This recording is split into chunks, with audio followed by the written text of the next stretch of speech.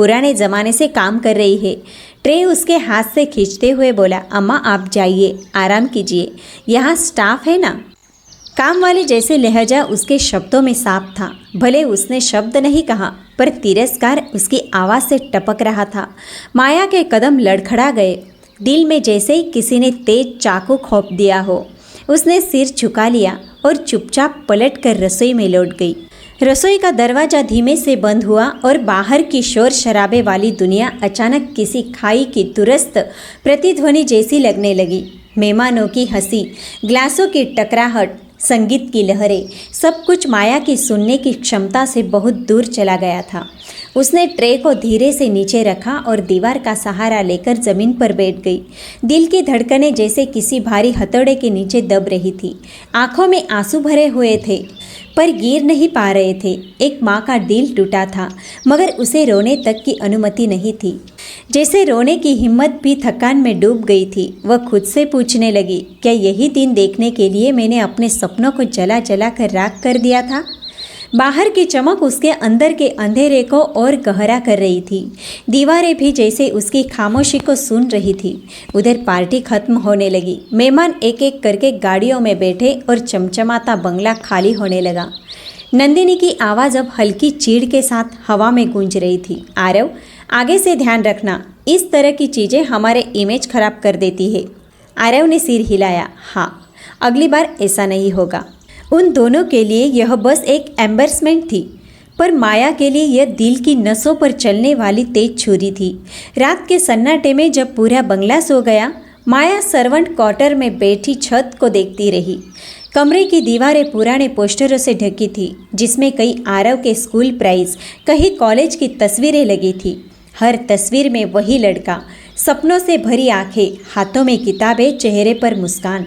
और हर तस्वीर के पीछे छुपा था माया का संघर्ष, जिसे आज उसके खुद के बेटे ने ही शर्म मान लिया था। आंसू अब धीरे धीरे बहने लगे। हाथ कांप रहे थे, लेकिन दर्द उससे कहीं ज़्यादा तीव्र था, जिसे वह महसूस कर पा रही थी।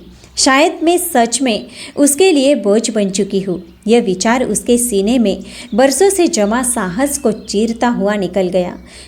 सुबह का धुंधल का कमरे में आने लगा। दूर किसी मंदिर की घंटी हल्की आवाज़ में बजने लगी। माया की आंखें पूरी रात भर बंद नहीं हुई थी। उधर आरव भी जाग चुका था, पर उसके भीतर कोई पछतावा नहीं था, बस एक अजीब किस्म की बेचैनी। मोबाइल अचानक बजा। स्क्रीन पर नंदिनी का नाम चमक रहा था। वह कॉल उठाते ही उसकी आवाज़ सुनाई दी, सख्त, नाराज़ और पूरी तरह मतलबी। आरव, कल जो हुआ वह बिल्कुल सहन नहीं किया जा सकता। तुम्हारी माँ हमारे स्टैंडर्ड में फिट नहीं होती। अगर हमारे बीच सब ठीक रहना है तो उन्हें कहीं और शिफ्ट करो। आरव ने बिना एक पल सोचे जवाब दे दिया, हाँ तुम सही कहती हो, मैं देख लेता हूँ। बस इतना ही। न वह रुका, न सोचा, न याद किया कि किस महिला ने उसे इस मुकाम पर पहुँचाया था। वह सीधा सर्वेंट क्वार्टर की ओर गया। दरवाज़ा आधा खुला था। अंदर माया बैठी थी, अपनी सूनी आंखों के रहस्यमय अंधेरे में खोई हुई थी। चेहरा थका हुआ पर शांत, मानो रात ने उसके भीतर की आखिरी उम्मीद भी खा ली थी। आरव ने बिना संवेदनशीलता से कहा, माँ चलिए, मैं आपको एक अच्छी जगह घुमाने ले जा रहा हूँ। माया ने उसे देखा। न आरोप न शिकायत, बस एक थकान जो अपना अर्थ खो चुकी थी। उन्होंने अपनी पुरानी पोटली उठाई। उसमें सिर्फ 2 जोड़ी कपड़े और एक तस्वीर थी, जिसमें छोटा आरव उसकी गोद में हंस रहा था।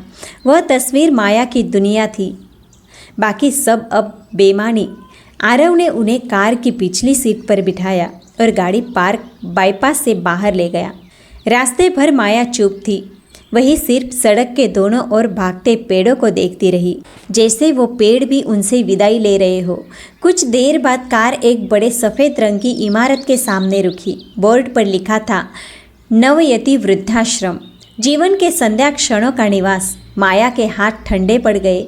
दिल की धड़कनें टूटकर जमीन पर गिर गई। उन्होंने कांपते स्वर से पूछा, बेटा ये कहाँ ले आए?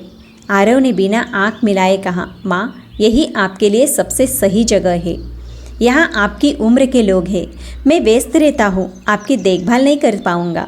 यह सुनकर माया की आंख में अकेला आंसू तैर गया, पर वह बाहर नहीं गिरा। उसने खुद को संभाल तो लिया। धीरे से बोली, ठीक है। मालिक भी तो अपने पुराने काम करने वालों से ऐसे ही दूरी बना लेते हैं। आरव कुछ कह भी पाता इससे पहले वह इमारत के भीतर चली गई। गेट उनके पीछे बंद हुआ, जैसे उनकी जिंदगी का सबसे महत्वपूर्ण अध्याय वही समाप्त हो गया हो। आरव कागज पर हस्ताक्षर करके लौट गया। न कोई अपराध बोध, न कोई झिझक, बस अपने रुतबे को बचाने का आत्ममुग्ध संतोष। माया बेंच पर बैठी आसमान को देख रही थी। हवा उनका पल्लू हिला रही थी। वह धीरे से फुसफुसाई, हे भगवान, मैंने ऐसा क्या अपराध किया था? उनकी आवाज़ टूटती हुई, फिर भी मौन से भारी। वह नहीं जानती थी कि यही दर्द अगले दिन उनके बेटे की दुनिया उलट देने वाला था। अगली सुबह हवा में हल्की ठंड थी। रेड रोड से होकर दर्पण जैसे चमकते कोर्ट बिल्डिंग के कांच दुधिया रोशनी में चमक रहे थे। नए जजों के लिए आज अत्यंत महत्वपूर्ण दिन था। Orientation session. Aarav silver grey Italian suit में अपनी गाड़ी से उतरा। पार्किंग में खड़े वकील उसे देखकर सम्मान से सिर झुकाने लगे। नमस्कार जज साहब। Good morning sir. वह गर्व के बोझ से और ऊंचा महसूस कर रहा था। कंधों पर महत्वाकांक्षा का जगरमगर, आंखों में खुद को लेकर अभिमान का ज्वार। घर में पसरा सन्नाटा उसे बोझ नहीं लगा था।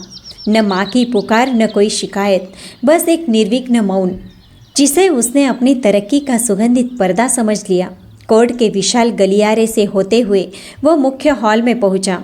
हॉल में कतारबद्ध कुर्सियाँ, चमकदार लकड़ी की दीवारें और मंच पर रखा हुआ गंभीर न्यायिक सिंहासन, सब एक अलग ही वजन लिए हुए।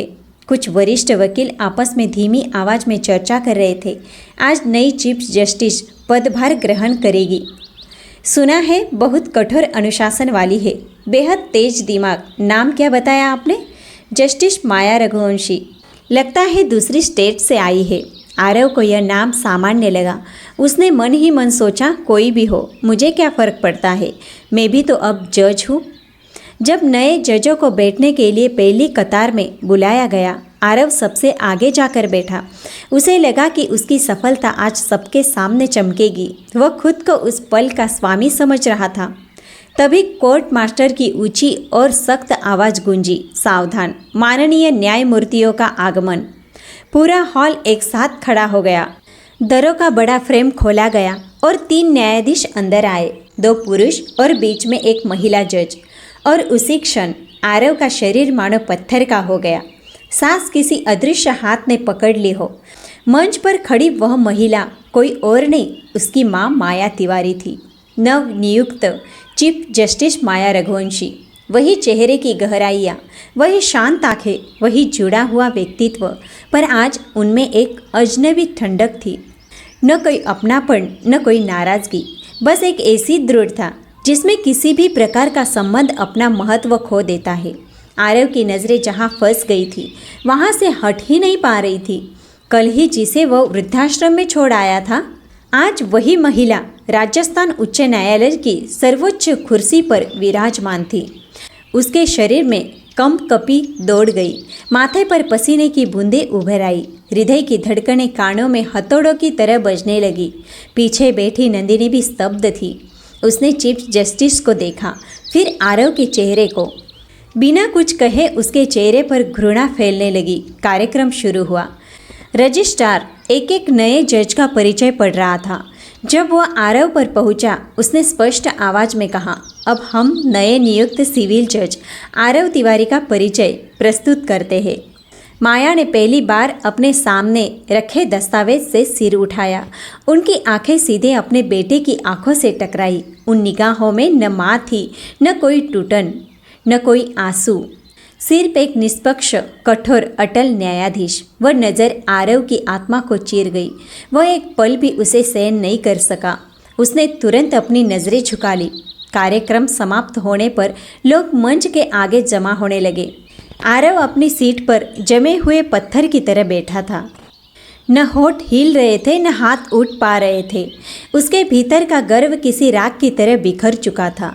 नंदिनी उसके पास आई। उसकी आवाज़ ठंडी और कठोर थी। तुमने अपनी माँ को नौकरानी कहा, जो आज चीफ जस्टिस बनकर यहाँ खड़ी है। तुम्हारे भीतर इंसानियत भी नहीं बची। उसने हाथ में पहनी सगाई की अंगूठी निकाली और आरव के सामने गिरा दी। ये रिश्ता अभी खत्म, मैं तुम्हारे साथ एक पल भी नहीं चल सकती। नंदिनी तेजी से बाहर निकल गई। दरवाजा बंद होने की आवाज़ ने आरव के भीतर की आखिरी उम्मीद भी तोड़ दी। उसी समय एक अर्दली आया और बोला, माननीय चीफ जस्टिस ने आपको अपने कक्ष में बुलाया है। आवाज़ सुनते ही आरव के पैरों माने पत्थर बंध गए। वह जानता था कि अब उससे बचकर भागना संभव नहीं। गलियारे की हर टाइल जैसे उसके किए गुनाह दोहरा रही थी। वह धीरे धीरे चलता हुआ उस दरवाजे के सामने पहुंचा जहां लिखा था मुख्य न्यायाधीश जस्टिस माया रघुवंशी। उसका दिल सीने में नहीं गले में धड़क रहा था। हाथ कांपने लगे। उसने दरवाजे पर दस्तक दी। अंदर से वही रौबदार दृढ़ आवाज़ आई, अंदर आइए। और यही से शुरू होना था उस बेटे का सबसे कठिन सामना, उस माँ से जो अब सिर्फ माँ नहीं, इस राज्य की सबसे उच्च न्यायिक शक्ति थी। दरवाज़ा खुला तो अंदर का दृश्य किसी राजसी कक्ष जैसा दिखा। ऊंची दीवारें, लकड़ी की चमक, फाइलों की लंबी कतारें और बीच में विराट मेज के पीछे बैठी चीफ जस्टिस माया रघुवंशी। उनके व्यक्तित्व में एक ऐसी कठोर स्थिरता थी जो किसी पर्वत जैसी लगती थी। एक क्षण के लिए भी ऐसा नहीं लगा कि यही महिला कल तक एक साधारण सूती साड़ी में पसीने से भीगा आंचल संभालती माँ थी। आरव अंदर आते ही टूट पड़ा। उसने कदम आगे बढ़ाए और मेज के पास जाकर घुटनों के बल गिर पड़ा। आंसू लगातार बह रहे थे। आवाज़ टूट रही थी, माँ मुझे माफ़ कर दीजिए, मैंने आपका दिल तोड़ दिया। माया का चेहरा निर्विकार रहा। उनके हाथ तक नहीं हिले, सिर्फ नज़रें आरव के टूटे हुए स्वरूप को एक कठोर निर्णय की तरह देख रही थी। कुछ क्षण तक कमरे में केवल एक आवाज़ थी, आरव की असहाय सिसकियाँ। फिर माया ने धीमे भारी स्वर में कहा, खड़े हो जाओ जज तिवारी। उनकी आवाज़ में माँ का कोमल स्पर्श नहीं था, वह स्वर किसी न्यायालय के आदेश जैसा था। आरव लड़खड़ाता हुआ खड़ा हुआ, आंखें झुकी हुई, सांसें टूटी हुई और दिल अपने ही अपराध के बोझ से दबा हुआ। माया ने मेज पर रखा दस्तावेज बंद किया और बोली, तुमने मुझसे माफ़ी मांगी है, पर सोचो गुनाह किससे हुआ, मुझसे या तुमने खुद अपनी आत्मा को चोट पहुंचाई। उनकी आवाज़ में वर्षों का दर्द, संघर्ष और मौन तैर रहा था, पर आंसू एक भी नहीं गिरा, क्योंकि एक माँ रो सकती है पर चीफ जस्टिस नहीं। माया आगे बोली, मैं वही महिला हूँ जिसने तुम्हारी हथेली पकड़कर चलना सिखाया, जिसने रातों को जागकर पढ़ाई करवाई। तुम्हारे कपड़े सिलते सिलते मेरी उंगलियां लहूलुहान हुई और तुमने उसी माँ को मेहमानों के सामने काम करने वाली जैसा बना दिया। हर वाक्य आरव के सीने में कांटों की तरह चुभ रहा था। उसकी आंखें लाल हो चुकी थी। आवाज़ निकलना कठिन था। फिर वह फपक उठा, मैं शर्मिंदा हूँ माँ, मुझे नहीं पता था। माया ने बीच में रोक दिया, जानना तुम्हारी जिम्मेदारी थी। मैं पिछले 10 वर्षों से न्यायपालिका में कार्यरत हूँ। जब तुम दिल्ली में कानूनी पढ़ाई कर रहे थे, मैं मध्य प्रदेश की अदालतों में न्याय दे रही थी। तुमने एक बार भी नहीं पूछा, माँ आप कैसी है, कहाँ है, जीवन कैसा चल रहा है। कमरा मौन हो गया। हर शब्द सच का हथौड़ा था। माया धीरे धीरे खिड़की के पास गई। बाहर फैला न्यायालय भवन सूरज की रोशनी में चमक रहा था, मानो भगवान उन्हीं की ओर संकेत कर रहे हो। उनकी आवाज़ भारी पर स्पष्ट थी, तुमने मुझे वृद्धाश्रम में छोड़ दिया सिर्फ इसीलिए कि मैं तुम्हारी दुनिया में फिट नहीं बैठी थी। तुम्हारी नज़र में मेरी साड़ी पुरानी थी, मेरी बोली साधारण थी, मेरी उपस्थिति तुम्हारे रुतबे पर बोझ थी। उनका चेहरा अब माँ का नहीं, एक ऐसी महिला का था जिसने जीवन की हर परीक्षा अकेले से झेली थी। आरव की आवाज़ फटी हुई थी, माँ भूल हो गई, मैं आपके बिना जी नहीं पाऊँगा। माया ने उसकी ओर मुड़कर कहा, जीने की चिंता मत करो, मैंने तुम्हें कभी मरने नहीं दिया, लेकिन आज जो सज़ा मिलेगी वह तुम्हारे जीवन का सबसे बड़ा सबक होगी। उन्होंने मेज से एक फाइल उठाई और आरव के सामने रख दी। आरव के हाथ कांप गए। पढ़ने खोले तो शब्द सामने थे, आरव तिवारी का तत्काल प्रभाव से जयपुर उच्च न्यायालय से शिवपुर उप जिला न्यायालय में स्थानांतरण। आरव की सांसें रुकती हुई महसूस हुई। उसने लगभग चीखते हुए कहा, माँ, यह मत कीजिए, मेरा करियर बर्बाद हो जाएगा। माया की आंखों में अब एक अनदेखी शक्ति थी। जब तुमने मुझे वृद्धाश्रम के गेट पर उतारा था, क्या तुम्हें मेरे जीवन की परवाह थी? क्या उस समय तुम्हें मेरी आंखों में झांकने का साहस था? आरव के पास कोई शब्द नहीं बचे थे, सिर्फ टूटा हुआ हृदय और अपराध का भार। माया ने कठोरता से कहा, अब जाओ।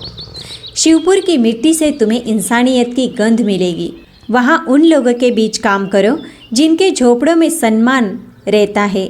आरव वही जमीन पर बैठ गया, टूटा हुआ, विफल, निराश। कक्ष में केवल एक वाक्य गूंज रहा था, अहंकार हमेशा सबसे बड़ी हार लाता है। माया ने नजरें मोड़ ली। उनका दिल भीतर से भले ही रो रहा था, पर चेहरा कानून का चेहरा था। शाम ढलते ढलते जयपुर की रोशनी धुंधली होने लगी। सड़कें पीली बत्तियों में नहाकर रात की शुरुआत का संकेत दे रही थी। आरव अपने कमरे में बैठा था। खिड़की खुली, ठंडी हवा भीतर आ रही थी, पर उसे कोई ताजगी महसूस नहीं हो रही थी। उसके सामने मेज पर पड़ी फाइल, शिवपुर उपजिला न्यायालय, उसे बार बार याद दिला रही थी कि जीवन अब एक ऐसे मोड़ पर पहुंच चुका है जहां से वापस जाना आसान नहीं। सुबह वह शिवपुर के लिए निकल पड़ा। जयपुर की चौड़ी सड़कों, गाड़ियों की चमक और शहर की तेज रफ्तार से दूर जाते हुए उसे ऐसा लगा मानो कोई अदृश्य हाथ उसे अंदर से खाली करता जा रहा है। 4 घंटे की यात्रा के बाद सामने एक छोटा कस्बा उभर आया। मिट्टी की महक, कच्ची दीवारें वाले घर, खेतों में काम करते किसान और हल्की हवा में उड़ती धूल। शिवपुर, एक ऐसी जगह जहाँ समय मानो धीमी चाल से चलता है। न्यायालय भवन छोटा था, दीवारों पर चूना झड़ रहा था। लकड़ी की पुरानी मेजें, खिड़कियों पर जंग लगी ग्रिल और गलियारे में बैठी ग्रामीण औरतें, जिन्हें शायद न्याय से ज़्यादा उम्मीदों का सहारा यहाँ खींचकर लाया था। आरव का स्वागत क्लर्क राम स्वरूप ने किया। साहब, यहाँ लोग कम पढ़े लिखे हैं, पर दिल से सीधे हैं। कभी भी आवाज़ ऊंची नहीं करते, बस उम्मीद करते हैं कि न्याय मिलेगा। इन शब्दों ने उनके भीतर अनजाना कंपन पैदा किया। पहले ही दिन उसके कमरे के बाहर लंबी कतार लग गई। खेत विवाद, झूठे उधार के कागज, घरेलू कलह और सबसे बढ़कर गरीबी की मार से टूटे लोग। हर चेहरे में दर्द था, हर आवाज़ में विवेश था। कोई घमंड, कोई दिखावा नहीं, सिर्फ न्याय की प्यास। आरव उस मामलों को सुनते हुए धीरे धीरे महसूस करने लगा कि उसके हाथों में जो कलम है वह केवल पद की निशानी नहीं, किसी के जीवन का फैसला है। उसी शाम एक बुजुर्ग किसान पेश हुआ, चेहरा थका हुआ, कपड़े मैले, पर नज़रें सच्चाई से भरी। साहब, मेरा खेत मेरी जान है। भाई ने धोखा देकर कब्जा कर लिया। ना पैसे हैं ना सहारा, सब सच लेकर आया हूँ, बस सच लेकर आया हूँ। उसके शब्दों ने आरव को भीतर से झकझोर दिया। उसे अपनी माँ का चेहरा याद आ गया, वही थकान, वही दर्द, वही उम्मीद जिसे उसने ठुकरा दिया था। मामले की सुनवाई के बाद आरव ने पहली बार न्याय नहीं, मानवता को प्राथमिकता दी थी। उसने स्थानीय अधिकारियों को बुलवाया, तुरंत जांच का आदेश हुआ और उस किसान को अस्थायी सुरक्षा दिलवाई। किसान उसकी ओर देखकर बोला, साहब, भगवान आपको खुश रखे, आप जैसे लोग ही दुनिया बचाते हैं। आरव को पहली बार किसी के आशीर्वाद ने भीतर तक छू लिया। दिन गुजरते गए, शिवपुर धीरे धीरे उसके भीतर उतरने लगा। यहाँ के लोगों की सादगी, उनके संघर्ष और उनका सम्मान उसे बदल रहा था। हर मामला सुनते हुए उसे अपनी माँ की मेहनत याद आ रही थी। वो उंगलियाँ जिनमें सुइयों के निशान थे, वो कंधे जिन पर वर्षों का बोझ था, और वो दिल जो उसने एक पल में तोड़ दिया था।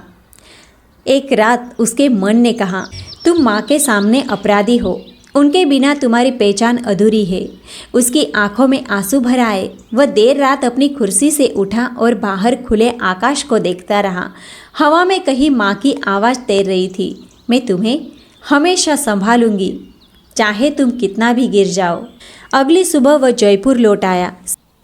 सीधे नवयति वृद्धाश्रम पहुंचा। गेट के बाहर खड़े होते ही उसका दिल तेजी से धड़क रहा था। अंदर प्रवेश करते ही माया एक कमरे में बैठी थी। सफ़ेद दीवारें, सरल सा बिस्तर, मेज पर रखी एक किताब और खिड़की से आती हल्की रोशनी उनके चेहरे को एक अप्रतिम शांति दे रही थी। आरव धीरे से अंदर गया। कदम थरथरा रहे थे। पल भर बाद वह उनके पास गिर पड़ा। उनके घुटनों पर सिर रखकर रोने लगा। माँ मुझे माफ़ कर दीजिए, मैंने जीवन में सबसे बड़ी गलती की। आपके बिना मेरा अस्तित्व अधूरा है। माया ने उसकी ओर देखा, आंखें गहरी पर अब कठोर नहीं। उनके भीतर वर्षों की माँ की ममता फिर जाग उठी। उन्होंने धीरे से उसके सिर पर हाथ रखा। वह स्पर्श किसी वरदान जैसा लगा। उठो आरव, मैं तुम्हें छोड़ नहीं सकती। माँ का हृदय टूट भले जाए पर बेटे के प्रति प्रेम कभी समाप्त नहीं होता। आरव फुट फुट कर रोने लगा। माया ने उसे गले से लगा लिया। सालों पुराने दुख एक पल में बह निकले। कुछ देर बाद माया बोली, शिवपर ने तुम्हें वह सिखाया जो जयपुर कभी नहीं सिखा सकता था। अब तुम जज नहीं, एक इंसान बन चुके हो। आरव ने कहा, माँ आप मेरे साथ घर चले।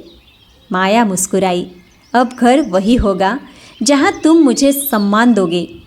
आरव ने उनकी आंखों में झांका। वहाँ अब न्यायाधीश नहीं, एक माँ बैठी थी जो अपने बेटे के लौटने की प्रतीक्षा वर्षों से कर रही थी। दोनों धीरे धीरे वृद्धाश्रम के बाहर निकले। आसमान साफ था, हवा में एक नई शुरुआत की महक थी। जयपुर की सड़कें जैसे आज पहली बार स्वागत कर रही थी। माँ बेटे का यह पुनर्मिलन केवल एक मिलन नहीं था, यह एक आत्मा का पुनर्जन्म था। आज आरव ने उस दिन सीखा, अहंकार सिंहासन देता है लेकिन प्रेम जीवन। अगर आपको आज की कहानी अच्छी लगी हो और आपके दिल को छू गई हो तो हमारे चैनल को सब्सक्राइब कीजिए और वीडियो को लाइक ज़रूर कीजिए। आप कहाँ से हमारा वीडियो देख रहे हैं, उस शहर का नाम कमेंट में ज़रूर लिखना। चलिए मिलते हैं अगले वीडियो में।